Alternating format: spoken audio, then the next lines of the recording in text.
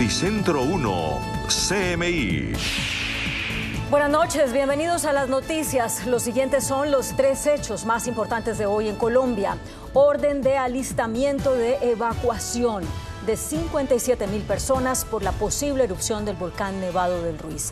22 municipios de Colombia, de 6 departamentos, se preparan para evacuar ante esa posible erupción.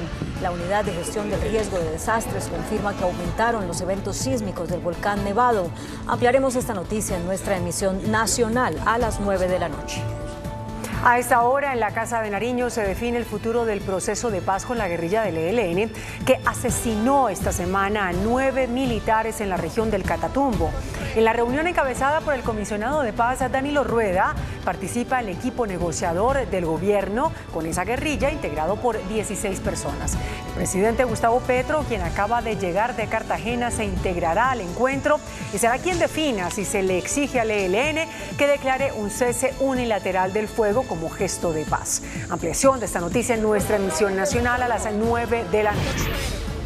Con la ayuda de la aerolínea Avianca, el gobierno nacional anunció hoy un plan de contingencia para atender a los usuarios afectados por el cese de operaciones de la aerolínea Viva Air y también de Ultra.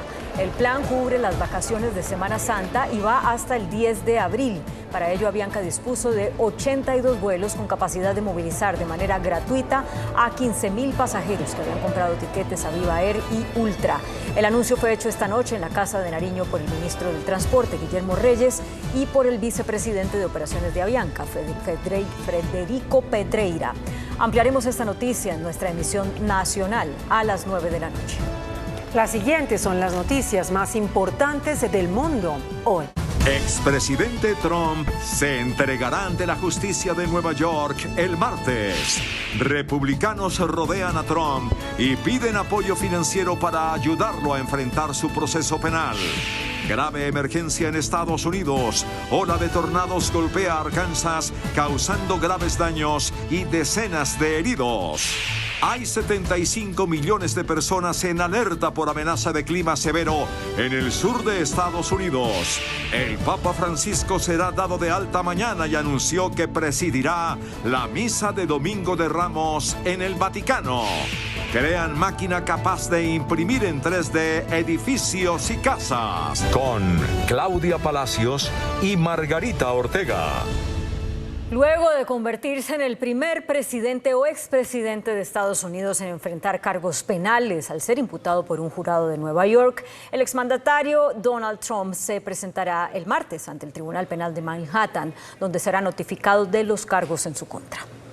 El exmandatario estadounidense Donald Trump, quien fue acusado por un caso de compra de silencio a la estrella porno Stormy Daniels en 2016, se presentará ante la Justicia Penal de Nueva York el próximo martes en un hecho sin precedentes para un expresidente y para la historia de Estados Unidos. Trump deberá en consecuencia desplazarse a la Corte de Manhattan para que un juez le lea la acusación, ser puesto bajo arresto breve y simbólicamente, ser fotografiado y tomarse sus huellas dactilares. Tendrá también que declararse culpable o no culpable. Sin embargo, el abogado defensor del magnate, Joe Tacopina, informó que Trump no será desposado cuando se entregue, tras un acuerdo pactado entre sus abogados defensores y los fiscales de Manhattan. Cabe recalcar que el hombre clave del caso es Michael Cohen, un ex abogado del magnate que se convirtió en su enemigo. Cohen le habría pagado a Daniels los $130.000 que luego le fueron reembolsados. Por ahora, la acusación contra Trump permanecerá sellada hasta su lectura de cargos, prevista para el próximo martes, cuando se revelarán formalmente los cargos. Se espera que el expresidente esté acompañado en cada paso de su comparecencia por agentes armados del Servicio Secreto de Estados Unidos. Ellos harán cumplir los requisitos de distancia para asegurarse de que nadie se acerque al expresidente. Los oficiales estarán con él mientras lo procesan. Los funcionarios realizarán un recorrido por los movimientos de Trump, comenzando con su caravana, seguido por el proceso de arresto y luego como lo llevarán a la sala del tribunal para su lectura de cargos. Además, las autoridades están monitoreando las redes sociales y evaluando las amenazas que se publican contra las fuerzas del orden público, el fiscal del distrito de Manhattan, Alvin Bragg, y su personal. también están monitoreando los planes de protestas y disturbios que se puedan presentar. Según expertos, Trump no será arrestado pese a la imputación, pues la cárcel para el político de 76 años solo llegaría en caso de que sea declarado culpable en un juicio. Cabe recordar que Donald Trump anunció su candidatura en noviembre del año pasado y todavía puede presentarse a las presidenciales, ya que según expertos nada impide al magnate a presentarse mientras esté acusado, incluso condenado. Y congresistas republicanos piden apoyo financiero a seguidores de Donald Trump para pagar su litigio. Congresistas republicanos reaccionaron a la acusación del presidente Donald Trump en la investigación que involucra el soborno a la estrella porno Stormy Daniels. Algunos amenazan con investigar al juez que lleva el caso y otros solicitan el apoyo financiero de los seguidores MAGA para cubrir los gastos del litigio. Para muchos fue una sorpresa que el gran jurado decidiera acusar formalmente a Trump después de que en un esfuerzo conjunto en Cámara y Senado, congresistas republicanos anunciaron investigar la oficina del fiscal Alvin Bragg, quien lleva el caso contra Trump desde hace varios meses y quien a su vez ha recibido incluso amenazas de muerte. El senador Lindsey Graham aseguró que esta acusación tiene intenciones políticas que buscan drenar financieramente a Trump, quien afirma ha gastado más dinero en abogados que lo que pudiera gastar en una campaña presidencial. DonaldJTrump.com. Go tonight, give the president some money to fight this bullshit. This is going to destroy America. Por su parte, los demócratas del Congreso han aplaudido la acusación. Afirman que nadie está por encima de la ley, ni siquiera el presidente de los Estados Unidos. Stormy Daniels, la actriz de cine para adultos protagonista del caso que podría terminar en una condena contra Donald Trump, habló sobre la imputación al exmandatario. Dijo que este debe rendir cuentas por las cosas que ha dicho y hecho. Han sido diversas las reacciones después de que Donald Trump se convirtió en el primer expresidente imputado por la justicia estadounidense. Los principales aliados y rivales republicanos del multimillonario cerraron filas en su defensa y denunciaron que se trata de un abuso de poder para así descarrilar su nueva candidatura a la Casa Blanca para 2024. Incluso su ex vicepresidente y actual rival Mike Pence tildó la acusación como una vergüenza, advirtiendo que se trata de una persecución política. Stormy Daniels, la actriz de cine para adultos protagonista del caso que podría terminar con el arresto de Trump, rompió su silencio y advirtió que una persona en el poder no está exenta de la ley y no importa cuál sea su trabajo o lo que diga su cuenta bancaria, debe rendir cuentas por las cosas que ha dicho y hecho y se hace justicia. Daniels también pidió tener cautela frente a lo que pueda pasar al final del juicio, alertando que cualquiera que sea el resultado va a causar violencia y habrá heridos y muertos. Mientras 3 de los hijos del expresidente, Ivanka, Eric y Donald Trump Jr., también se pronunciaron tras la imputación de su padre, advirtiendo que sienten dolor por él y su país e incluso señalaron que están tratando de encarcelar al líder de la oposición como en una dictadura del tercer mundo. Desde los sectores demócratas consideraron que la justicia actúa a partir de los hechos y la ley, advirtiendo que nadie está por encima de ella y el señor Trump está sujeto a las mismas leyes que cualquiera, haciendo un llamado también para que respete las decisiones del sistema judicial. Y en su primera referencia directa al tema, el presidente estadounidense Joe Biden aseguró no tener comentarios sobre Trump. El Papa Francisco, quien ha respondido satisfactoriamente a su tratamiento contra la bronquitis, será dado de alta mañana y presidirá la misa del Domingo de Ramos. Según indicó el Vaticano, el Papa Francisco, hospitalizado en Roma por una bronquitis, se encuentra mejor y le darán de alta este sábado, por lo que presidirá la misa el Domingo de Ramos en la Plaza de San Pedro. La nota precisa que el pontífice argentino de 86 años, internado desde el miércoles, pasó una noche tranquila en el Hospital Gemelli y transcurren bien sus jornadas y el curso clínico es normal. Francisco habría cenado pizza junto a quienes lo asisten en estos días de hospitalización, médicos, enfermeras, auxiliares y personal de gendarmería. Y esta mañana, después del desayuno, leyó algunos periódicos y volvió a trabajar. Durante su estancia, el Papa impartió el sacramento a un niño de pocas semanas de vida llamado Miguel Ángel y repartió huevos de Pascua en el hospital donde se recupera. El tratamiento que el Papa ha recibido es una infusión de antibióticos por vía intravenosa para tratar la bronquitis infecciosa, terapia que ha generado los efectos esperados con una notable mejoría de su estado de salud. Mientras se espera que el Papa salga del hospital, el Vaticano está organizando todos los eventos de los que participará el Sumo Pontífice, como misas y ritos de cara a la Semana Santa. Una serie de tornados azota el sur de Estados Unidos, lo que ha causado destrucción en Arkansas. 75 millones de personas están en alerta máxima por amenaza de clima severo. El Servicio Meteorológico Nacional de Estados Unidos confirmó que 2 tornados tocaron tierra en Arkansas durante la tarde de este viernes, el cual ha dejado cientos de heridos, se han reportado daños en viviendas y vehículos y hay miles de personas sin energía eléctrica. Los tornados se registraron en los condados de Pulaski y Garland, un área que se encuentra bajo una inusual amenaza a nivel 5 de 5 por el mal tiempo. La gobernadora del estado, Sarah Huckabee Sanders, declaró el estado de emergencia y dijo que había daños significativos en la parte central del estado. Además, anunció que no se escatimarán recursos para ayudar con los esfuerzos de respuesta. La policía estatal y los equipos de manejo de emergencias trabajan con las autoridades locales para ayudar a los residentes heridos por los tornados. El Centro de Predicción de Tormentas de Estados Unidos anunció que más de 75 millones de personas están bajo amenaza de tormentas severas. 2 riesgos moderados de tormentas nivel 4 de 5 están para el Valle Medio de Mississippi y otra para el Valle Bajo de Mississippi. Las principales amenazas en este riesgo moderado son tornados fuertes de largo recorrido, rachas de viento intensas potencialmente superiores a 120 kilómetros por hora y granizo de gran tamaño. Según las autoridades, los habitantes de esas zonas deben almacenar suministros de emergencia, prepararse para interrupciones del suministro eléctrico, evitar que se queden varados en lugares vulnerables a la caída de árboles o de granizo y estacionar sus vehículos en sitios cerrados en lo posible. La cifra de pobreza en Argentina ascendió hasta el 39.2% de la población y se confirma que el último año al menos 1 millón de personas cayeron en la escasez económica. El índice de pobreza también muestra que el 8.1% de los trabajadores argentinos no gana lo suficiente para comprar alimentos. Además, el dato no tiende a mejorar por la inflación tan alta que sufre el país, por lo que se espera que durante el 2023 la situación empeore y a fin de año pasen de 18 a 20 millones el número de las personas pobres en esa nación.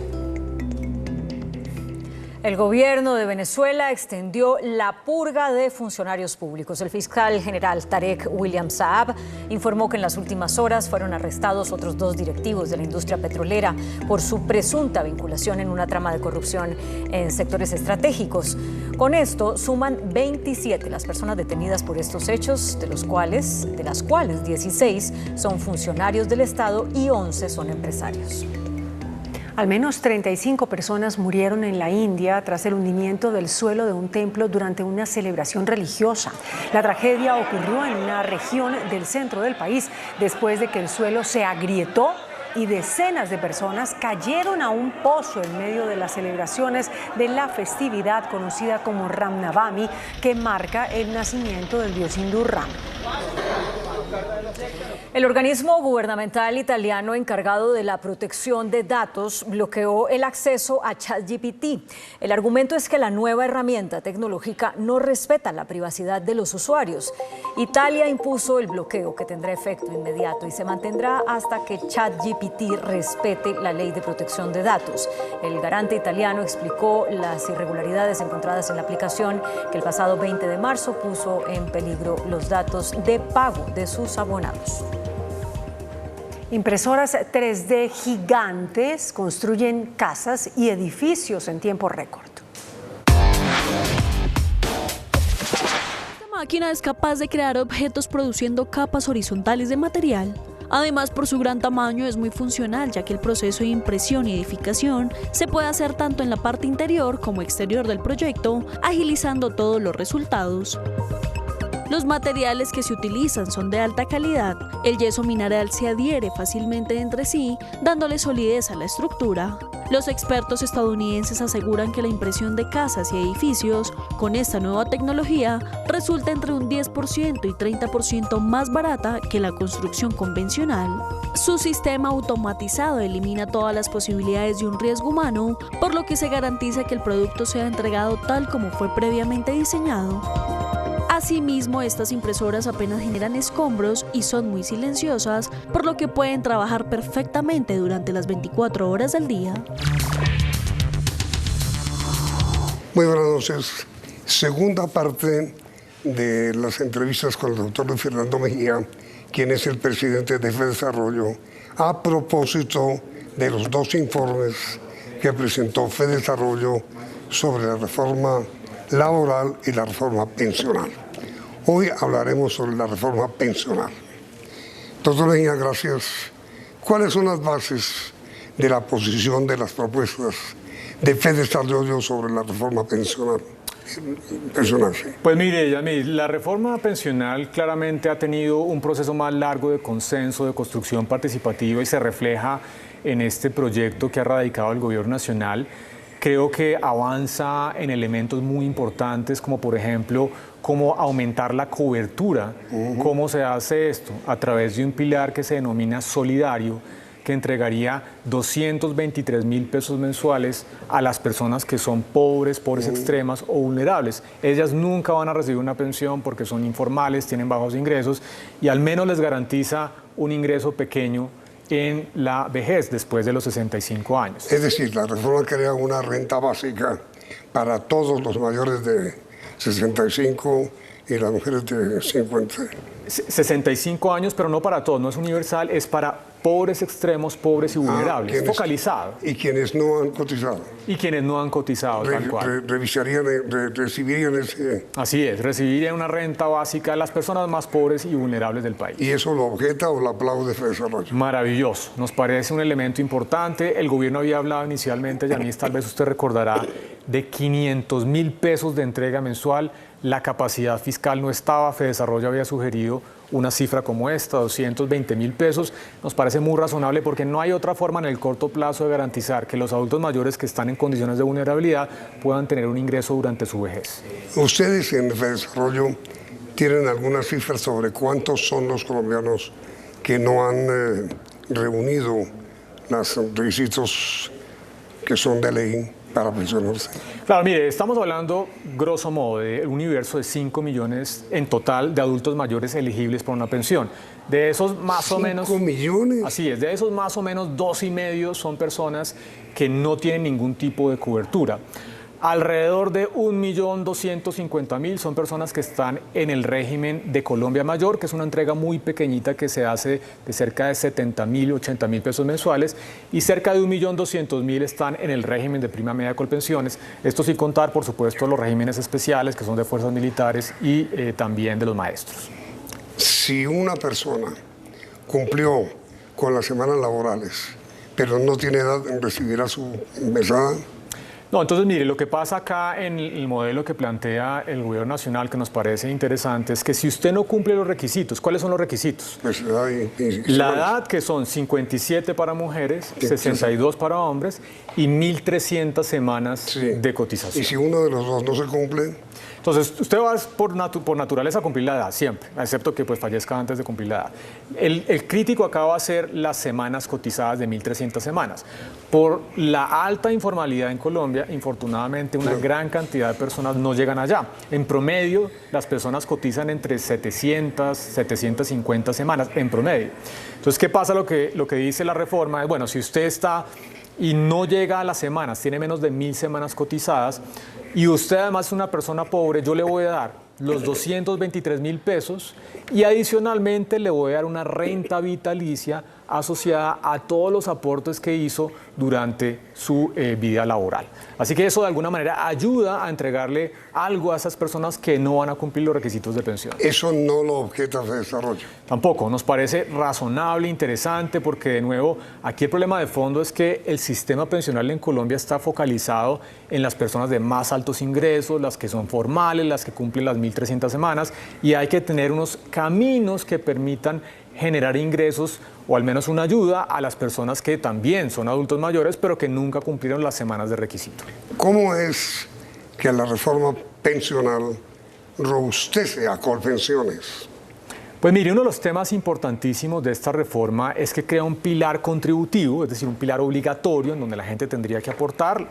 Los aportes serían exactamente iguales a los que funcionan hoy en día, que es un total de 16%, pero con una gran diferencia, y es que elimina lo que se conoce como la competencia o los regímenes paralelos. Hoy en día tenemos un régimen de ahorro individual y al mismo tiempo un régimen de prima media, que es el público, y funcionan de forma paralela y la gente se traslada porque no sabe cuál es el que más le conviene y es un lío.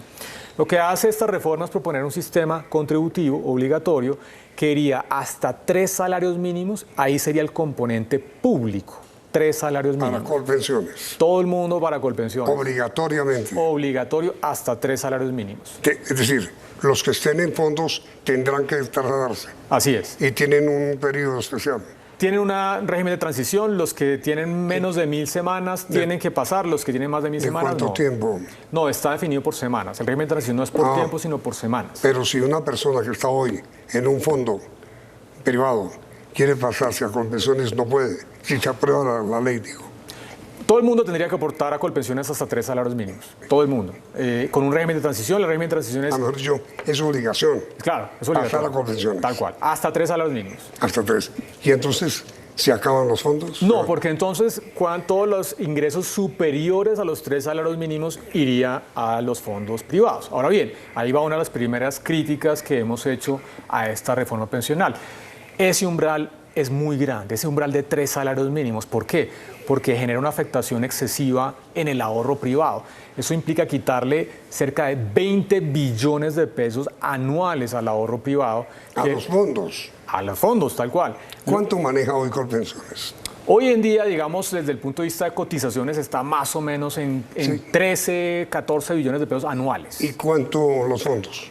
Más o menos está en 27 billones de pesos anuales. Casi 30, ¿no? Sí, así es. Okay, de acuerdo. Entonces, le quitaría casi 20 billones a los fondos, que generaría una afectación importante. A los fondos. Así es, eso es lo que le entraría con los 3 salarios mínimos a Colpensiones, 20 billones de pesos anuales. Entonces el gobierno ha dicho, bueno, yo voy a crear un fondo de ahorro para no gastarme esa plata y poderla mantener ahí para pagar las futuras pensiones. Pero el ahorro es insuficiente. En el proyecto de ley lo que está planteándose actualmente es que se ahorrarían cerca de 8 billones de pesos, pero los nuevos recursos son de 20 billones. Primer comentario, el ahorro tiene que ser más grande. El gobierno no puede gastarse la plata de las nuevas cotizaciones que le van a ingresar producto de la reforma. Segundo comentario. No, pero perdón, el segundo. Sobre ese primer comentario, usted decía que no es bueno que sea obligatorio hasta 3 salarios. Sí. ¿1? 1,5. Ah. 1,5 nuestra propuesta. De resto, libremente. Sí, 1,5 y de ahí para arriba usted puede, digamos, ir a cualquiera. Que no sea obligatorio 3 salarios mínimos, sino 1,5. 1,5. Y de ahí para adelante libertad. Eso ayuda, entre otras cosas, a mitigar el impacto en los flujos hacia los fondos de pensiones y también obligaría al gobierno a tener que ahorrar menos porque los recursos ya no serían de 20 billones lo que entraría, sino más o menos 10 billones de pesos anuales. Ayuda a los fondos privados y no hace tan alto el traslado. Así es. Y además mitiga el impacto fiscal, porque cuando usted tiene hasta 3 salarios mínimos garantizados en el régimen público, que es un régimen subsidiado, que además depende de los cotizantes jóvenes actuales en una situación en la cual el país se está envejeciendo rápidamente. El DANE hace algunos días publicó unas cifras demográficas que muestra que Colombia más temprano que tarde va a incluso a tener una reducción de la población a raíz del envejecimiento, menores niños, menores jóvenes. Entonces, entre menor sea el umbral, más sostenible es ese régimen de prima media. Y usted lo interrumpí cuando iba a hacer su segunda observación. Bueno, entonces el fondo de ahorro, pero el tercer punto tiene que ver con los parámetros del régimen de prima media, Yamil. El presidente había dicho en su momento que no iba a tocar la edad de pensión, que él prefería renunciar antes de subir la edad de pensión. Muy bien, perfecto, es una decisión política. Pero hay otros 2 parámetros muy importantes en un régimen de prima media. El primero es cómo se calcula el beneficio pensional, el ingreso base de liquidación. En Colombia hoy en día es con los últimos 10 años de la cotización. En los otros países se calcula o con toda la vida, con 20, 25 años. Eso se puede ampliar el número de años para el cálculo del ingreso base de liquidación. Y el otro elemento que también se puede revisar es la tasa de reemplazo. Es cuando usted tiene un ingreso base de liquidación, usted dice, bueno, usted aportó en promedio 10 millones de pesos al sistema pensional. Yo le voy a reemplazar el 65% de ese ingreso, 6.5 millones de su pensión. Esa es una tasa de reemplazo alta. Valdría la pena revisarla, reducirla gradualmente. ¿Para qué? Para hacer más sostenible ese componente del régimen de prima media que, ratifico, va a ser cada vez menos sostenible en la medida en que la sociedad colombiana se está envejeciendo a pasos acelerados. Es verdad, doctor Mejía, que Colpensiones, si se aplica la reforma tal como está presentada, recibiría el 90% de quienes están afiliados hoy a los fondos?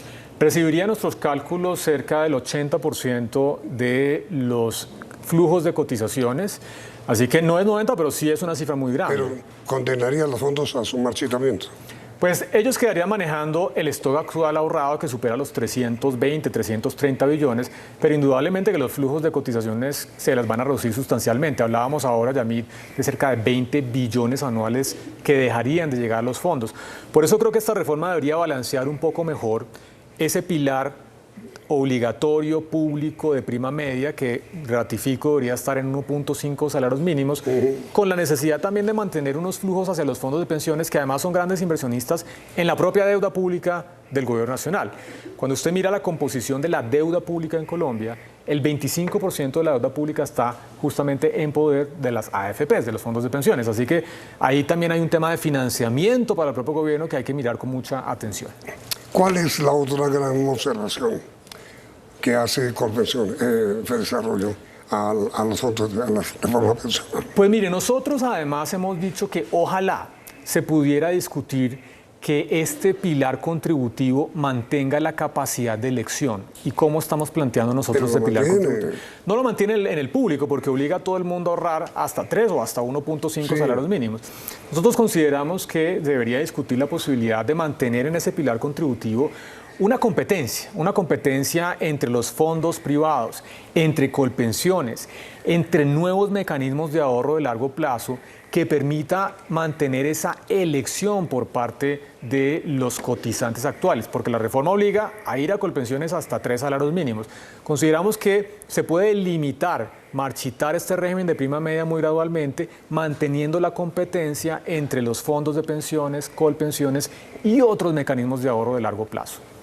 Mire, doctor Mejía, el gran tema que asusta hoy, y hay que decirlo francamente, es el pasivo pensional. Totalmente. ¿Cuánto vale hoy el pasivo pensional que tiene que asumir o que asume Colpensiones? Mire, es un punto muy importante porque había una discusión muy grande sobre no solamente cuánto es el pasivo pensional hoy, sino cuánto va a costar la reforma. Por eso es que le pregunto. Así es. ¿Cuánto vale hoy el pasivo pensional? Nuestros cálculos indican 86.2% del PIB. Estamos hablando de una cifra... ¿Cuánto sería? Estamos hablando de una cifra que puede estar por el orden de los... O sea, el PIB en Colombia más o menos son 1.500 billones de pesos. O sea billones. O sea que estamos hablando de una cifra que puede estar en el orden de los 1.100 billones de pesos, el valor presente de la deuda pensional en el país. Ahora, esa es una cifra que no es tampoco, digamos, excesivamente alta, pero que sí es preocupante. Indudablemente esto tiene que ser parte de las discusiones. ¿Cuánto es el pasivo pensional hoy y cuánto va a costar la reforma? Entonces, de hecho ya el pasivo pensional, es decir, lo que el Estado le debe no tiene reservado para pagar las pensiones a las que está obligado, no sé con qué. Vale 1.000 billones de pesos. Así es, así es. Ahora sí la pregunta que más asusta. ¿Cuánto va a valer con la reforma?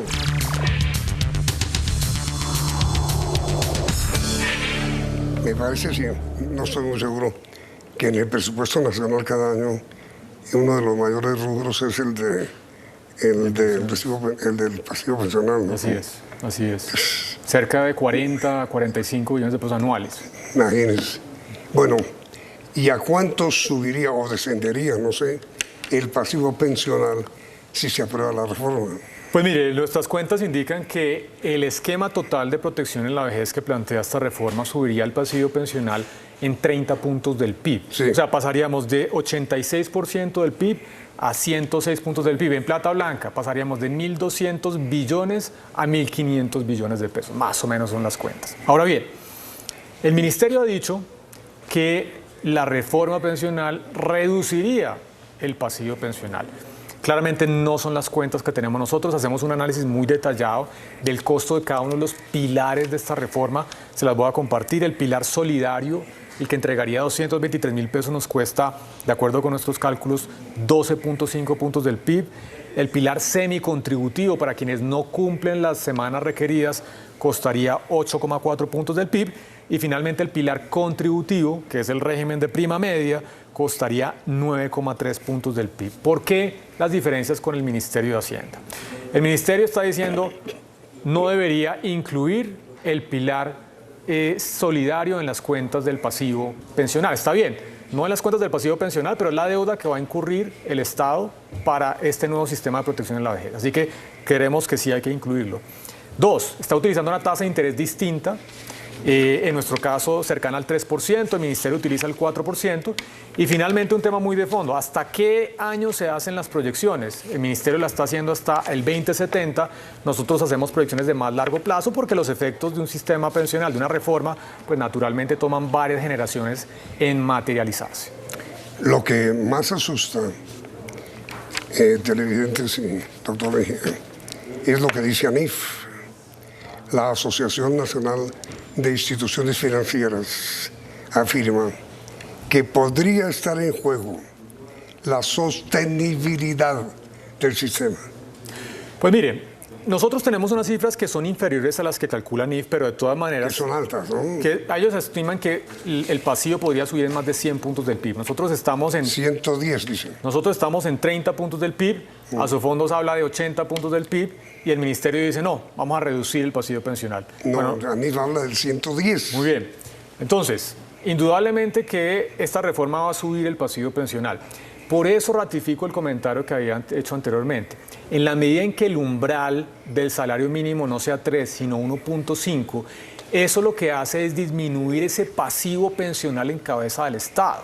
Porque esa es la garantía que se le otorga a una persona que cumple los requisitos. Esa es la pensión que se va a reconocer en ese régimen de prima media. Por eso ponemos sobre la mesa estas cifras y por eso consideramos que en la discusión en el Congreso este umbral debería reducirse de 3 a 1.5 salarios mínimos. ¿Pero qué tanta razón tiene ANIF? Pues nuestros cálculos son distintos. Yo creo pero digo, ¿qué tanta razón tiene cuando afirma que estaría en riesgo la sostenibilidad del sistema? Pues va a depender un poco de si se cambian los parámetros. Yo creo que ese es uno de los elementos más importantes que se va a discutir ahora en el Congreso de la República, porque aquí tenemos que aumentar la cobertura del sistema de protección de la vejez por un lado, disminuir la regresividad del sistema, es decir, esa gran cantidad de subsidios que le llegan a las personas de más altos ingresos, pero también, por supuesto, a la par, garantizar la sostenibilidad fiscal de un sistema que ya le está costando más de 40 billones de pesos anuales al Estado colombiano. Hay una cosa que en general el país no ha entendido, doctor Mejía. ¿Qué es el sistema contributivo y cuál es el sistema semicontributivo en el régimen pensional, en la reforma? El contributivo aplica para todas las personas que van a cumplir los requisitos de la pensión, que son la edad y las 1.300 semanas. Cuando pasa eso, una persona puede acceder a una pensión con una tasa de reemplazo cercana al 65%. Para quienes no cumplen los requisitos, tienen menos de 1.000 semanas, lo que dice este proyecto de ley es, bueno, perfecto, si usted no cumple, yo le voy a dar una renta vitalicia equivalente al monto que usted cotizó durante toda su vida laboral, ajustada por una tasa de interés del 3% real. Entonces, lo que dice es, ya no le voy a devolver los saldos, que es lo que le pasa hoy en día a las personas. El régimen público le dice, yo le devuelvo los saldos. Ahora le dice, bueno, yo le daré una renta vitalicia que le va a dar unos ingresos adicionales a los que tendría en el modelo actual del régimen pensional. Mire, el doctor Santiago Montenegro, quien es presidente de los fondos privados, dice que los fondos privados van a tener, si se aprueba la reforma como está, mucho menos recursos para invertir, por ejemplo, en deuda pública o en acciones, lo que generaría una cascada de bajón económico. Yo matizaría ese comentario de la siguiente manera. Pero, claro, si usted le disminuye los flujos de fondos a los fondos privados, eso podría implicar un problema en el financiamiento de la deuda pública, pero lo que le podría decir el gobierno es, bueno, pero es que esos flujos que yo voy a recibir me los voy a ahorrar y los voy a invertir en títulos de deuda pública o en el mercado de capitales. Entonces, por eso ratifico una de las observaciones que habíamos hablado al principio, Yamidi, y es que el ahorro del sistema en ese fondo de ahorro público tiene que ser bastante alto y lo suficiente para garantizar no solamente que no haya problemas de financiamiento de la deuda en el corto plazo, sino que se puedan pagar esas pensiones futuras cuando la transición demográfica va a estar afectando las cuentas fiscales y pensionales en el país. ¿Y qué opinan ustedes sobre las condiciones especiales que fija la reforma para la mujer? Me parece interesante. Lo que dice la reforma es que se podrán reducir hasta en 150 semanas los requisitos por cada hijo que tenga una mujer, hasta 3 hijos. Es decir, la reducción máxima es de 450 semanas. Eso nos parece razonable porque es una manera de reconocerle a las mujeres que usualmente cuando tienen un hijo deben salir del mercado laboral y eso implica una pérdida de semanas cotizadas. Ahora bien, falta un punto importante en ese tema, Yasmí, y es calcular cuánto va a impactar fiscalmente al gobierno esa medida. Esos cálculos todavía no están por ahora en el proyecto de ley. Se requiere además, doctor Mejía, un régimen de transición. ¿Qué va a hacer ahí? Lo que plantea el proyecto de ley, que nosotros también consideramos que debería revisarse, es que las personas que tengan más de 1000 semanas cotizadas estarían en el régimen anterior. Nosotros creemos que este proyecto de ley debería fijar un periodo de transición en edad de pensión. Usualmente, ¿qué se ha hecho también en reformas anteriores? Estamos hablando de reformas por allá a principios del siglo, 2003, 2004. 10 años de transición, es decir, si usted está hoy en día en 52 años y es hombre, le faltan menos de 10 años para pensionarse, no debería acogerse al nuevo régimen. ¿Por qué consideramos este punto importante? Porque hay muchas personas jóvenes que tienen 45, 47 años de altos ingresos que ya tienen más de 1000 semanas cotizadas y permanecerían en el régimen anterior y recibirían subsidios muy altos con el régimen actual. No, pero bueno, eso es con respecto a uno de los regímenes de transición. Pero digo, ¿cuánto va a durar el régimen de transición en el sentido de la gente que está en fondos y quiere pasarse a Colpensiones?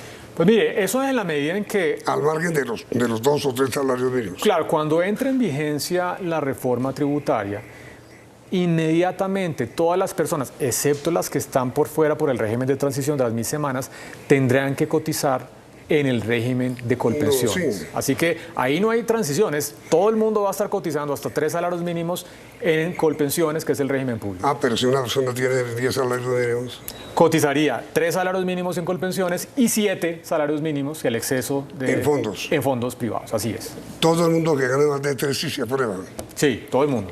¿Cotizan los dos? Cotizan los dos. Es que lo que hace el umbral es separar la cotización. Si usted tiene ingresos de 10 salarios mínimos, cotizaría los primeros 3 en Colpensiones y los 7 restantes en el fondo privado. Si usted tiene 4 salarios mínimos, cotiza los 3 primeros en Colpensiones y el 1 restante en el régimen privado. Así que todo el mundo, independientemente de los ingresos, estará cotizando hasta 3 salarios mínimos en Colpensiones. ¿Y qué rinde más? ¿Colpensiones o los fondos? Pues es que eso depende justamente de los parámetros, porque los fondos de pensiones privados son fondos que se denominan actuarialmente justos. ¿Qué quiere decir esto? Que la pensión es básicamente la rentabilidad obtenida durante el ahorro que hizo en su vida laboral.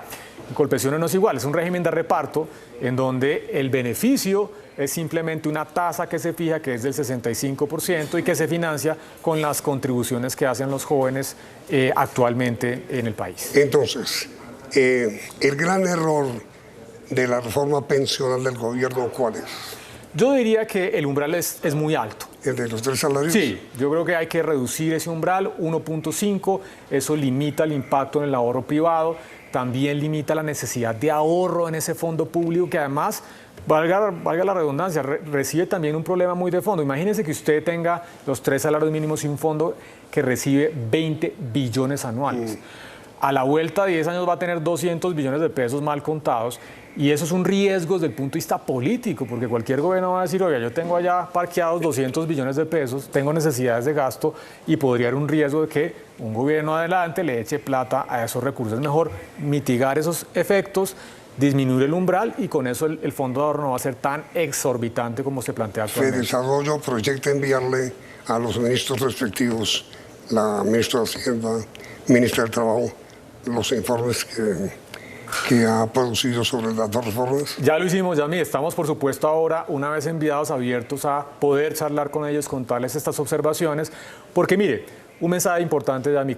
Coincidimos plenamente con el gobierno con la necesidad de hacer reformas en el mercado laboral y en el frente pensional. En eso estamos de acuerdo. Creo que hay que ajustar algunas cosas en la reforma pensional, hay que hacer ajustes grandes en la reforma laboral y estamos en total disposición para poder compartir estos informes técnicos y construir unas mejores reformas para resolver esos problemas que tienen nuestro mercado laboral y nuestro sistema de protección de la vejez. Pues doctor Mejía, muchas gracias por estos dos programas que han sido de gran información. Muchas gracias por la invitación. Y a ustedes también por la sintonía. Y los invitamos a continuar aquí en Noticentro 1 CMI. Noticentro 1 CMI. Ordena el alistamiento de evacuación de 57,000 personas en zona de influencia de Nevado del Ruiz. Director de Unidad de Riesgo Javier Pava declara alerta en 22 municipios de 6 departamentos. El volcán aumenta sismicidad. Hubo hoy 12,000 temblores en su área. Monitoreo permanente al volcán en Manizales. Alerta roja hospitalaria en el Tolima.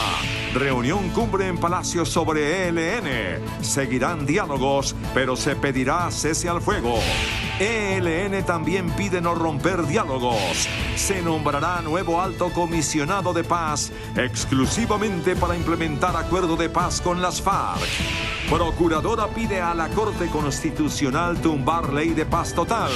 Avianca ordena 82 vuelos adicionales para atender crisis aérea con San Andrés. Parlamentarios del Pacto Histórico, del Partido de la U y del Conservatismo entregan ponencia sobre proyecto de salud. 29 años de cárcel a coronel retirado por asesinato de 3 jóvenes en Sucre. Alza en la gasolina. Se retiran 34 oficiales de la policía. Desempleo baja al 11.4%. Inédito. Hubo hoy 3 asambleas generales en Sura. Con Claudia Palacios y Margarita Ortega. Iniciamos nuestra segunda hora de noticias. El gobierno ordenó esta noche el inicio del alistamiento de una posible evacuación de 57,000 personas en 22 municipios que conforman la zona de influencia del volcán Nevado del Ruiz ante el aumento de la actividad sísmica. Alta probabilidad de erupción del volcán Nevado del Ruiz. Se declaró alerta naranja. En rueda de prensa, el director de la Unidad Nacional para la Gestión del Riesgo de Desastres, Javier Pava, reveló que 57,000 personas de 22 municipios de 6 departamentos se preparan para evacuar. Se coordina con las entidades del nivel departamental un alistamiento para evacuación de los municipios que podrían ser afectados en la zona de amenaza alta, que tenemos las siguientes situaciones que se pueden dar en la zona de influencia del volcán. Primero que todo, el número de municipios que pueden ser afectados son 22, no sé si podemos proyectar la presentación, 57,000 personas, 14,420 en cabeceras municipales y centros poblados y 42,670 en zonas rurales dispersas. La alerta se da ante el peligro de una avalancha. Hay alistamiento de tropas de las fuerzas militares para apoyar en terreno a las familias ante una alta probabilidad de una emergencia. Las entidades de lo que corresponden a la Fuerza Aérea, la Fuerza Naval, la Policía, el Ejército, los organismos de respuesta como bomberos, Defensa Civil, Cruz Roja, todos están en alistamiento para el tema de brindar el apoyo que se requiera. Estas son las regiones con mayor riesgo ante su cercanía al volcán Nevado del Ruiz. En amenaza alta, departamento de Tolima, Caldas, Risaralda y en Cundinamarca, lo asociado al río Gualí, y en amenaza media, igualmente Tolima, Caldas, Risaralda. En amenaza baja, Tolima, Caldas, Risaralda, Valle del Cauca, Quindío y Cundinamarca. Estos son los departamentos. A esta hora está instalado este puesto de mando unificado con autoridades locales, municipales, gubernamentales y de apoyo de riesgo, el cual estará activo todos los días para monitorear la situación. Y a esta hora avanza un puesto de mando unificado donde se evalúa minuto a minuto la actividad del volcán Nevado del Ruiz. Stig Vengas, buenas noches. ¿Qué informe tienen a esta hora los organismos de emergencias? Compañeras en estudio y televidentes, feliz noche. Nos encontramos a esta hora en la Unidad Nacional para la Gestión del Riesgo de Desastres en el occidente de Bogotá. A esta hora avanza un puesto de mando unificado liderado por el doctor Javier Pava Sánchez, quien es el director del Sistema Nacional de Gestión del Riesgo de Desastres. Bienvenido a CMI, director. Se habla en este momento de una orden de alistamiento de evacuación para 57.090 personas de 6 departamentos. Cuéntenos un poco en qué consiste. El tema del alistamiento dentro de la alerta naranja quiere decir que informamos a las comunidades de esa área de influencia para que se preparen en caso de requerir su evacuación, y para las entidades de los organismos de respuesta de estos municipios para que se alisten y se preparen para apoyar de ser necesario la evacuación. Únicamente se dará la orden de evacuación en el momento en el que el servicio geológico confirme que existe una probabilidad cercana de que se presente una erupción volcánica que nos genere una medida como estas. Mientras tanto, lo que vamos a estar es en lo que se denomina alistamiento. Director, pero entonces, ¿qué pasa si esta misma noche el volcán Nevado del Ruiz, que en este momento tiene en alerta naranja 6 departamentos, hace erupción? En este momento, las condiciones que nos muestran es que hay una inestabilidad, pero que esas condiciones se han mantenido. Por eso, lo que vamos a hacer es unas reuniones diarias de PMUs para revisar el estado de esa actividad y nos permitan inmediatamente, en caso de requerirse, convocar, si hay una situación extraordinaria, un PMU inmediato y dar la orden. Doctor, son miles de personas las que serían evacuadas, 57.000 en 6 departamentos, y usted ha dicho en rueda de prensa que son 22 municipios en alerta naranja en este momento de esos 6 departamentos. ¿Qué pasa con las personas que se nieguen a evacuar? Acá hay un tema, es que acá hay una autoprotección y una responsabilidad también de las comunidades. Las familias se van a informar. Nosotros tenemos la obligación de dar la orden y brindar todo el acompañamiento para realizarlo. Efectivamente, muchos han estado acostumbrados a las fumarolas que se presentan en el volcán, a los sismos, y digamos, consideran que esto hace parte de lo normal. Pero acá no podemos, digamos, confiarnos. Queremos tomar todas las medidas de precaución. Lo peor que puede suceder es que no hayamos actuado. Esperamos equivocarnos si no sucede nada, pero la ley misma, la ley 1523, establece que hay principio de precaución, y ante la evidencia que hoy nos muestra el servicio geológico de que hay una alta actividad sísmica y que las condiciones están dadas para que se puedan presentar cualquiera de estos fenómenos, como el tema de emisión, además de ceniza, de piroclastos, o sea, rocas gigantes volando, que llaman proyectiles, que podrían caer en una casa, que pueden generar daños, generación de lahares, que es el tema de que la ceniza caiga sobre el glaciar y esto se deshiele y que formen avalanchas, que vayan a los ríos y vayan por los ríos agua abajo, como lo que pasó con el Lagunillas, o lo que puede suceder igualmente con otros ríos como el Gualí o el Azufral, que podrían generar unas avalanchas.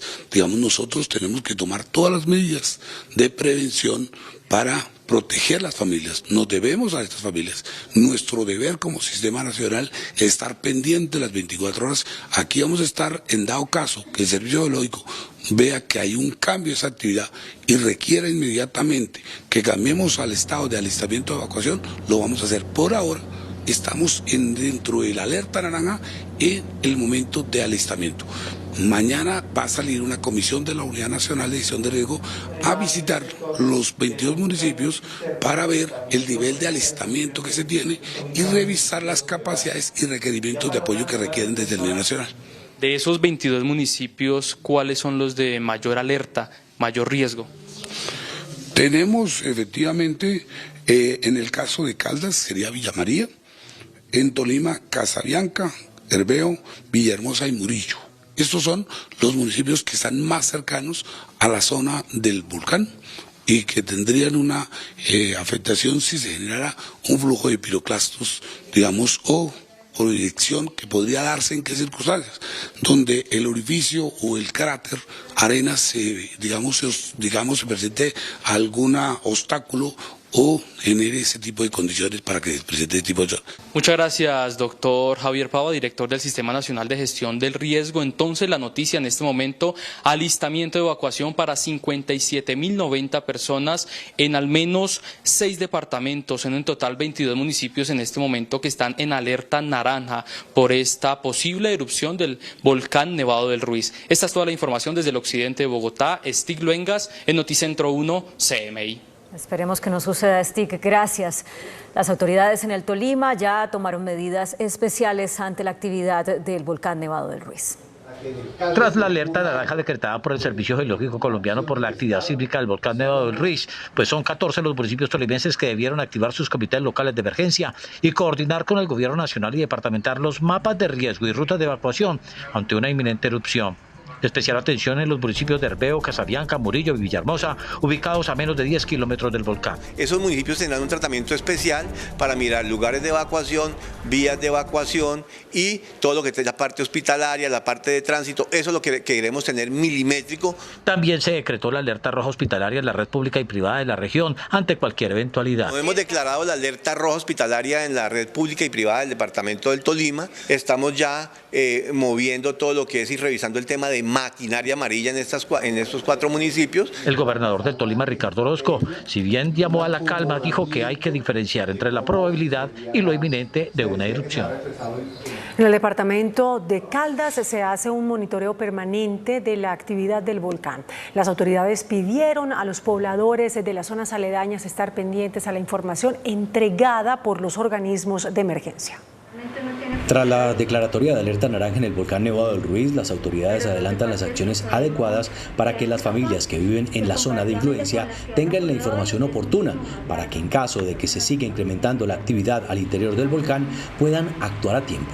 Según el último censo, son alrededor de 400 familias las que viven en la zona de influencia en los municipios de Neira, Villa María, Manizales, Chinchina y Palestina en Caldas. Tenemos que prepararnos, activar planes de contingencia por actividad del volcán Nevado del Ruiz, trabajar mancomunadamente con las comunidades, cadena de llamadas, sistema de alerta temprano activados para poder dar un aviso oportuno a las comunidades y poder evacuar rápidamente en caso de ser necesario. También se analiza la situación de la vía Manizales-Bogotá, que recorre las estribaciones del Parque Natural donde se encuentra el volcán, así como las operaciones aéreas hasta Manizales. Vamos a establecer diálogo con los gobernadores de Antioquia, de Tolima, de Cundinamarca, de Risaralda, para que todos estemos alertas. Asimismo, el sistema hospitalario de Caldas y Manizales declararon la alerta naranja y tener todas las medidas activas para reaccionar a tiempo ante cualquier situación que se pueda presentar de erupción. A esta hora en la Casa de Nariño se adelanta una reunión de alto nivel con presencia del presidente Gustavo Petro y los integrantes de la mesa de negociaciones con el ELN para evaluar el futuro de los diálogos con ese grupo alzado en armas. Gerardo Aristizábal, buenas noches. ¿Qué detalles se conocen del encuentro? Hola Margarita, televidentes de Noticentro 1 CMI. Pues primero, que comenzó la reunión cerca de las 6 de la tarde de los 16 miembros del equipo negociador encabezado por Oti Patiño con el comisionado de paz Danilo Rueda. Allí también participan Carlos Ruiz Massieu, delegado de las Naciones Unidas para este proceso, algunos embajadores de países garantes como Cuba, México, Chile, y una reunión privada tuvo el presidente Gustavo Petro apenas llegó de Cartagena sobre las 8:30 de la noche con el comisionado de paz Danilo Rueda y con el jefe negociador Oti Patiño. ¿Qué es lo que se está evaluando? Salvar el proceso de paz con el ELN que ha entrado en crisis. ¿Por qué? Por el asesinato y los hostigamientos que ha cometido. Asesinato de 9 militares en la región del Catatumbo esta semana. El gobierno nacional va a pedir que esa guerrilla haga un cese unilateral del fuego. Seguramente va a plantearle, como lo ha expresado el señor José Félix Laforí, miembro de esa comisión de negociadores a nombre del Gobierno Nacional y presidente de FEDEGAN, que ya lo había hecho también Oti Patiño.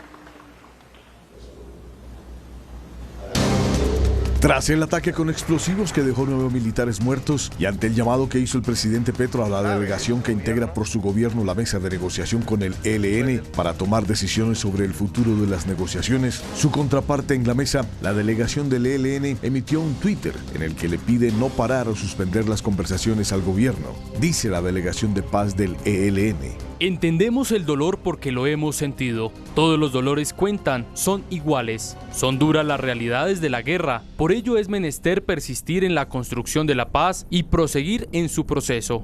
Se espera que el gobierno evalúe la marcha de los diálogos y aunque se ha dicho por parte del comisionado de paz que no se romperá la mesa, sí se necesita acelerar las negociaciones para un cese bilateral del fuego y desescalar el conflicto. Esta es la versión entonces del ELN, como lo manifestaba nuestro compañero William Parra, que también pide que no sean rotos los diálogos. El gobierno nacional no lo va a hacer, pero sí va a plantear exigencias a esa organización subversiva surgida en 1964. Desde la Casa de Nariño, Gerardo Aristizábal, Noticentro 1, CMI. Gerardo, pues el gobierno seguirá en la mesa de negociaciones con el ELN, pero como usted acaba de decir, le exigirá que dé muestras claras de voluntad de paz y de avanzar hacia un pronto cese del fuego y de las hostilidades. Fue lo que le dijo a Noticentro 1 CMI el senador Iván Cepeda, que es integrante de la delegación oficial que negocia con ese grupo guerrillero. Una de las exigencias que saldrá de la reunión de esta noche en la Casa de Nariño del presidente Petro con la delegación del gobierno que negocia con el ELN será mantener la mesa, pero reclamar hechos concretos de paz de la guerrilla. Yo diría que exigiendo que haya en este momento ya un cese muy claramente establecido de fuegos. El senador Cepeda reveló a Noticentro 1 CMI que en la tercera ronda de negociaciones en La Habana, la instrucción oficial será avanzar hacia un inmediato cese el fuego. Hay que parar esto y la única manera es a través del diálogo, pero un diálogo claro, un diálogo riguroso. La delegación del ELN pidió hoy proseguir en el proceso de negociación, a lo que respondió Iván Cepeda. El país le exige al ELN hechos. Hoy es el momento de los hechos. El presidente Gustavo Petro designará en las próximas horas un alto consejero para la implementación de los acuerdos de paz que firmó el expresidente Juan Manuel Santos con las FARC. Con esta decisión conocida en primicia por Noticentro 1 CMI, zanjaron inicialmente sus diferencias los equipos negociadores de paz del expresidente Santos y del presidente Petro en la reunión en Cartagena. Uno de los temas de discordia que han tenido Santos y Petro ha sido la implementación de los acuerdos de paz que hace 6 años firmó el Estado colombiano con la entonces guerrilla de las FARC. En la reunión de Cartagena, los dos equipos negociadores de paz llegaron a las siguientes conclusiones. El comisionado para la paz, Danilo Rueda, no debe cargar con toda la responsabilidad de negociar la paz total y simultáneamente implementar los acuerdos con las FARC. Se necesita una persona que se ponga al frente de esta implementación. Ese funcionario deberá tener un alto perfil y mucho conocimiento en el tema de los acuerdos con las FARC. En consecuencia, en las próximas horas, el presidente Petro anunciará la designación de este alto consejero para la implementación de la paz. El expresidente Santos quedó conforme con la decisión y comentó que espera que lo prometido se cumpla. Y un nuevo atentado contra Ecopetrol en el campo de producción La Cira Infantas en Barranca Bermeja. Así lo informó la compañía al reportar daños en la planta de inyección de agua del campo petrolero. Se activó un plan de contingencia para la reparación de lo que está afectado y así evitar impactos en el medio ambiente. La Procuradora General Margarita Cabello le pidió a la Corte Constitucional que tumbe la llamada Ley de Paz Total, con la que el gobierno de Gustavo Petro fijó lineamientos para las negociaciones con estructuras armadas. La Procuradora le pidió a la Corte que tumbe la Ley 2272 de 2022, conocida como la Ley de Paz Total o la prórroga de la Ley de Orden Público, básicamente por 2 razones. Esta reforma laboral. Según Cabello, la ley es inconstitucional porque permite a los disidentes de procesos de paz negociar nuevamente con el gobierno nacional y obtener beneficios sin limitaciones. También advierte que la ley contiene una regulación indeterminada e imprecisa que permite que las estructuras armadas de alto impacto reciban beneficios a pesar de no ser parte del conflicto armado por no tener la condición de grupos al margen de la ley con una orientación política. Aunque la Corte estudia una demanda contra 3 artículos específicos de la Ley de Paz Total, la Procuradora advierte que todo el articulado debe caerse porque en su criterio habría un vicio al no contar con el concepto del Consejo Superior de Política Criminal. Cabello señala que la Procuraduría reconoce la importancia que tienen las negociaciones de paz, pero sentencia que las políticas y planes que se propongan con tal propósito deben ser claros y precisos a efectos de que no haya duda de su consonancia con las disposiciones constitucionales. Con la ayuda de la aerolínea Avianca, el gobierno nacional anunció un plan de contingencia para atender a los usuarios afectados por el cese de operaciones de la aerolínea Viva Air y de Ultra con destino desde y hacia San Andrés. El anuncio sobre este plan de contingencia lo hizo el ministro de Transporte, Guillermo Reyes, con el vicepresidente de operaciones de Avianca, Frederico Pedreira, portugués. Lo que buscan es atender a los usuarios damnificados por el cierre de operaciones de las aerolíneas Viva y Ultra, que tenían pasajes comprados desde y hacia San Andrés. De aquí al 10 de abril, de 82 vuelos desde y hacia San Andrés, con más de 15.000 sillas disponibles para atender la crisis de Ultra. Adicionalmente, es importante advertir que desde que se inició la crisis, Avianca ha atendido 60 vuelos, la crisis de Viva y la crisis de Ultra. Este plan de contingencia comienza este sábado a la 1 de la mañana. Estamos haciendo una operación simultánea de 4 aviones que van a salir esta madrugada al mismo tiempo desde Medellín, Cali y Bogotá y que van a permitir transportar todos los pasajeros que están hoy en la isla sin ticket aéreo de vuelta a sus casas, pero también llevar cerca de 700 pasajeros que puedan seguir su sueño e ir a pasar sus vacaciones en la bonita isla San Andrés. El gobierno también anunció que podría intervenir administrativamente a la aerolínea Ultra y dijo que esta ayuda de Avianca nada tiene que ver con la posible integración que acepte esta aerolínea con Viva. Por lo menos 16.000 usuarios están afectados por el cierre de operaciones de la aerolínea Ultra Air. Cientos de viajeros están varados en los aeropuertos del país. Continúa la difícil situación en el aeropuerto El Dorado a cuenta de la suspensión de la aerolínea Ultra Air, quien habría cancelado sus servicios dejando a sus pasajeros desamparados. Irresponsabilidad, que ingenuidad se nos vale a los usuarios, pero pues si eres el Estado eres irresponsable en tu vigilancia. Los pasajeros han tenido que recurrir a aerolíneas como Avianca y LATAM para poder llegar a sus destinos. Estamos en colapso porque ellos desean que les hagan devolución totalmente de los dineros y pues como pueden entender con la aerolínea nosotros no tenemos en este momento ninguna respuesta y pues al cabo que vamos ni siquiera devolución de dineros. La incomodidad más grande es que la aerolínea siguió vendiendo tiquetes y pasajes a los viajeros incluso sabiendo que cerrarían sus operaciones. Se estima que 250.000 usuarios se han visto afectados por la cancelación de estos vuelos. Esta noche fue radicada la ponencia del proyecto de reforma a la salud que, según el presidente Gustavo Petro y el congresista Ahmed Escaf, está concertada con los partidos conservador de la U, Pacto Histórico, Comunes y Partido Verde. Este es el texto de la reforma a la salud que fue recibido el día de hoy en la Comisión Séptima de la Cámara por una funcionaria de la comisión. Tiene 6 firmas de 9 de los ponentes. 2 de ellos, Gerardo Yepes del Partido Conservador y Camilo Ávila del Partido de la U. El presidente de la Comisión Séptima de la Cámara, Ahmed Escaf, dice que hubo acuerdo con esos partidos. El presidente de la Cámara dice que hubo concertación con los congresistas ponentes que firmaron. Frases similares, pero significado diferente, porque esta semana los presidentes de esos 2 partidos, Conservador y la U, quitaron el respaldo a la reforma a la salud, así como lo hizo el Partido Liberal. El congresista de esta colectividad no firmó esta ponencia. Este noticiero no ha podido establecer comunicación con los presidentes del Partido de la U o el Conservador, ni tampoco con los ponentes de estos partidos, para confirmar si sus rúbricas fueron en nombre propio o de las colectividades. El coordinador ponente de la reforma a la salud del Pacto Histórico señaló que se trabajó por incluir los cambios en el texto entregado hoy. Que efectivamente habíamos llegado a un acuerdo con el presidente de la República, que iba a haber administración pública de los dineros públicos. Era un acuerdo de hace mucho tiempo y se confirmó de que efectivamente eso era lo que existía ahí.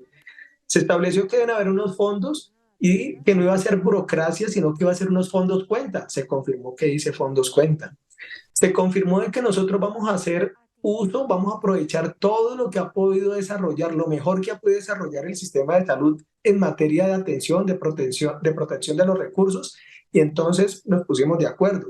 Representante, cuando usted entregó ese texto en la Comisión Séptima, ¿quién se lo recibió? Porque entiendo que ni el secretario ni el subsecretario estaban. La ponencia ha sido radicada. Quien lo haya recibido, pues yo no sé si necesariamente tenga que recibirlo el secretario, creo que no, pero eso es muy fácil pues como de corroborarlo. Lo cierto es que lo tuvo que haber recibido alguien de la Comisión Séptima. Desde la oposición cuestionan que el texto no está radicado formalmente, sino que fue simplemente entregado en la comisión porque lo recibió una funcionaria, diferente al secretario o subsecretario. Y Noticentro 1 CMI acaba de conocer que la presidenta del partido de la U, Dilian Francisca Toro, informó que la firma del ponente Camilo Ávila no fue consultada con ella, presidenta de la colectividad. En otras noticias, un juez condenó a 29 años de cárcel al coronel retirado de la policía Benjamín Núñez por el homicidio de 3 jóvenes en Chocho Sucre.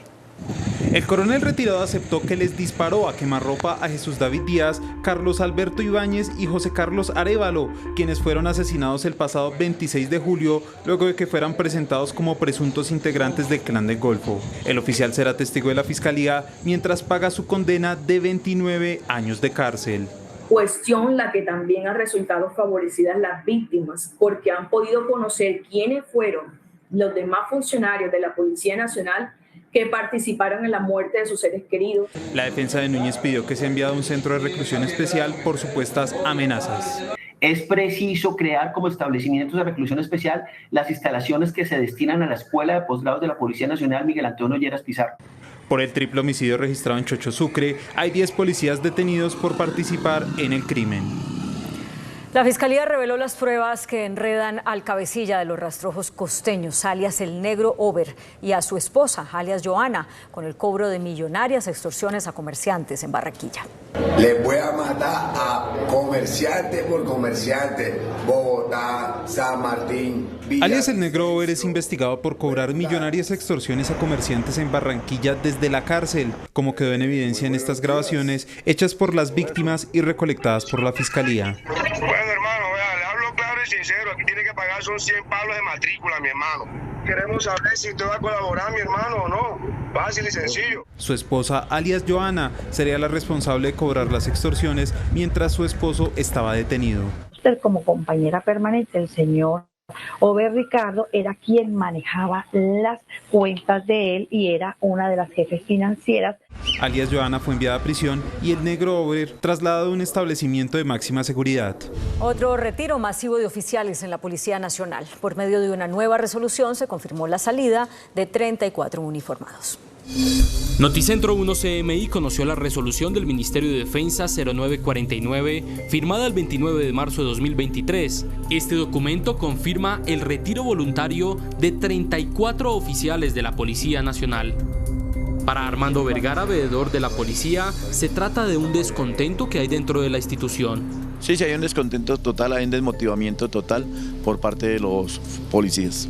En la lista aparecen 6 coroneles, 7 mayores, 7 capitanes, 5 tenientes y 9 subtenientes.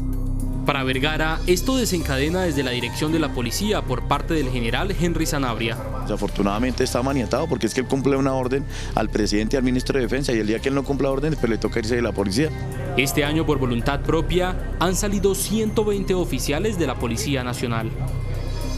Un informe de la Fundación Paz y Reconciliación revela un alarmante aumento de la violencia contra las líderes sociales. La violencia contra lideresas se concentra en 3 departamentos principalmente, Nariño, Cauca y Valle del Cauca, seguido por Putumayo. En lo corrido del 2023 van 7 mujeres lideresas asesinadas en el país. En 2023 vamos 7 casos, que es la mitad del total de casos que ocurrieron en todo el año 2022. Entre el 2019 y en lo que va de 2023 han sido asesinadas 105 mujeres lideresas en Colombia, según Pares. Está todo listo para la demolición del puente vehicular de Venecia, uno de los más importantes del sur de Bogotá. El 11 de abril se cerrará por completo la estructura que comunica la autopista sur con la carrera 68 y la norte Quito Sur. Tras 40 años de funcionamiento, el puente de Venecia será demolido. El lunes 11 de abril se cerrará totalmente la estructura que comunica la autopista sur con la carrera 68 y la NQS.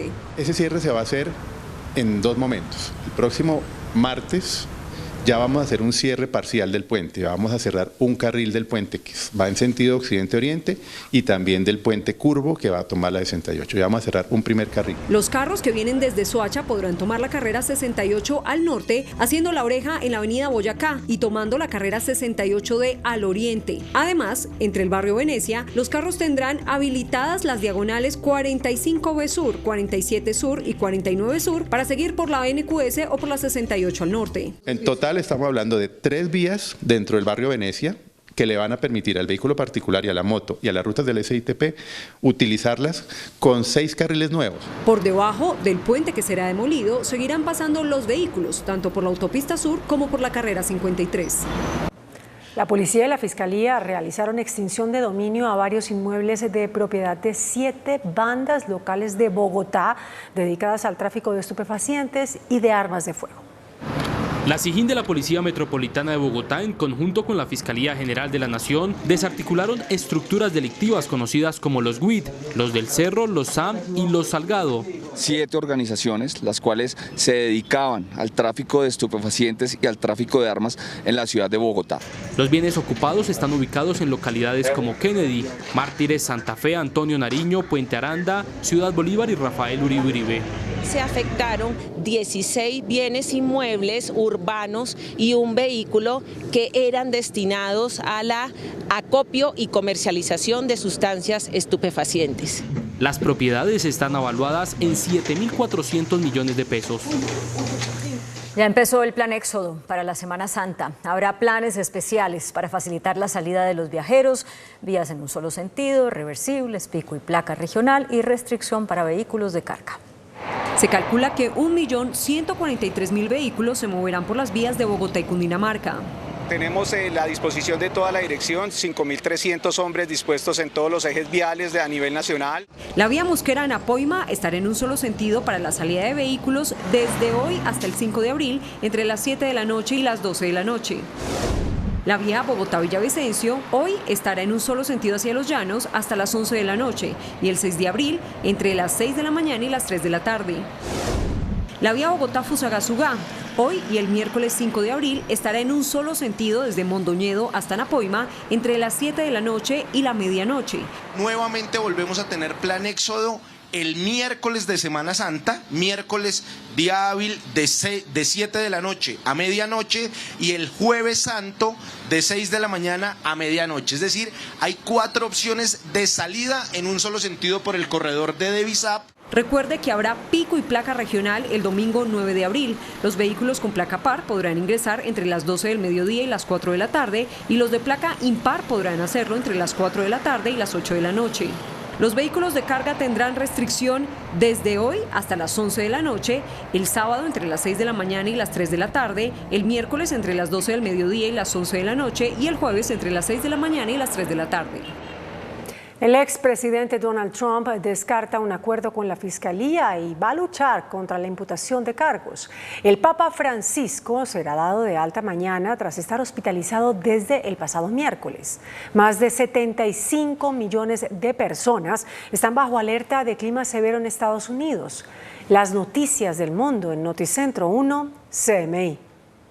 Los abogados de Donald Trump pasaron a la ofensiva tras la histórica inculpación de su cliente al advertir que el expresidente estadounidense descarta un acuerdo con la Fiscalía y luchará contra todos los cargos en su camino a las presidenciales de 2024. Según los defensores de Trump, se encuentra en su residencia de Mar-a-Lago en Florida y se entregará el martes a las autoridades de Nueva York para enfrentarse a los cargos que se mantienen en secreto. El Papa Francisco, de 86 años y hospitalizado desde el pasado miércoles en Roma por una bronquitis, será dado de alta el sábado, según anunció el Vaticano, tras los resultados de sus últimos exámenes médicos. También se confirmó que el pontífice argentino transcurre bien sus jornadas y el curso clínico es normal. Más de 75 millones de personas están bajo alerta de clima severo con posibles tornados, granizo y fuertes vientos que golpearán al menos 15 estados del centro, norte y sur de Estados Unidos, donde las autoridades pidieron a la gente prepararse a condiciones climatológicas extremas, interrupciones del suministro eléctrico y caída de algunas estructuras y árboles. A partir de la medianoche sube el precio de la gasolina corriente en Colombia. De acuerdo con el Ministerio de Minas y Energía, el galón de gasolina sube 400 pesos. De esta manera, el precio de referencia queda en 11.167 pesos. Cede el desempleo en Colombia. Sin embargo, en febrero se contabilizaron 2.847.000 personas desocupadas, según el DANE. El desempleo cayó 1.5% en comparación con febrero de 2022, que fue de 12.9%. Para el mes pasado de este año, la cifra se ubicó en el 11.4%. Estamos viendo una recuperación ya mucho más completa, con una caída tanto para hombres como para mujeres en el desempleo. Las ciudades con mayor desempleo son Quibdó 30.1%, Ibagué 19.3%, Riohacha 17.9%. Lo que estamos viendo es un aumento muy importante y persistente en el número de desocupados en Quibdó. Creo que es una ciudad para estar poniéndole el ojo sobre este tema de mercado laboral. Los territorios con menos desempleo son Santa Marta, Medellín y Manizales, mientras que la informalidad se ubicó en el 58.4%.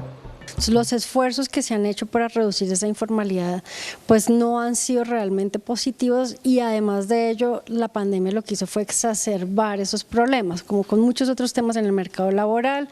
Las brechas y los problemas que ya teníamos se exacerbaron en la pandemia y ahora nos estamos recuperando de todos ellos. Sin embargo, vemos que en la informalidad esa recuperación ha sido mucho más lenta. Son 2.847.000 desempleados en el país. El presidente del Banco Agrario, Hernando Chica Zucardi, anunció la disponibilidad de por lo menos 10 billones de pesos para créditos en esa entidad. La meta del Banco Agrario es superar los 10 billones de pesos para este año en materia de desembolsos, superando los registros de 9,3 billones de pesos registrados durante el 2022. Esto representó un crecimiento del 25,4%. Apoyar los proyectos de comercialización, de artesanías, de las mujeres y los jóvenes. Recordemos que para los jóvenes no se exige experiencia crediticia. Los pequeños productores podrían recibir recursos hasta por 3.3 billones de pesos. Cumpliendo nuestra misionalidad. Ya hemos hecho ese cambio en más de 1.2 billones de pesos que estamos liquidando portafolio de inversiones e invirtiendo en nuestros productores del campo en Colombia. Se mantiene el apoyo a los pequeños productores. En un hecho sin precedentes, hoy en Medellín se llevaron a cabo 3 asambleas del Grupo Sura. La pelea interna de empresarios del GEA y los Gilinski por el poder accionario del Grupo Sura se subió de tono en una convocatoria inédita de 3 asambleas convocadas hoy en Medellín. La primera se levantó por falta de quórum y en la segunda apareció el expresidente de Bancolombia, Carlos Raúl Yepes, quien hizo un llamado para que cese la guerra. Esta guerra hay que pararla. Basta ya de esta pesadilla. Así no se pueden hacer negocios. Quiero agradecer a Gonzalo, a la administración y también a la Junta Directiva por tantas horas de esfuerzo, como lo han mencionado, que han tenido, porque creo que ha sido un año difícil. Al terminar la asamblea extraordinaria, los accionistas del Grupo Sura levantaron el conflicto de intereses para que sus representantes legales puedan votar en la Junta Directiva de Nutresa, convocada para el 11 de abril. Un grupo de empleados que protestaban en las afueras de Plaza Mayor fue retirado por el ESMAD. El índice de capitalización de la bolsa, que mide el comportamiento de las 25 principales acciones, cerró al alza. El índice selectivo MSCI Colcap de la Bolsa de Valores de Colombia subió 0,98% a 1.157 puntos. La acción de la inmobiliaria PI fue la que más subió, con una valorización de 9,08% a 24.270 pesos. La acción preferencial de Corfi colombiana fue la que más bajó, con una pérdida de 4,19% a 10.060 pesos. La acción más negociada de la jornada fue la de Preferencial Bancolombia, al movilizar más de 12.000 millones de pesos, con una variación positiva de 1,96% a 29.180 pesos. La Superintendencia Financiera fijó esta noche la tasa de usura. Para créditos productivos, la tasa varía entre el 40.67 y el 52.89%. Indicadores económicos en Noticentro 1 CMI. La tasa representativa del mercado, que regirá hasta el próximo lunes, será de 4.646 pesos. Los profesionales del cambio compran la divisa en promedio en 4.520 pesos y la venden en 4.580 pesos. Un euro kilo cuesta 5.046 pesos. La libra de café en Nueva York se cotizó a $1.70. El azúcar se transó en 22,31 centavos de dólar la libra. El barril de petróleo WTI se cotizó en $75.70. La referencia Brent para Colombia se cotizó en $79.94. Una acción de Ecopetrol cuesta 2.450 pesos.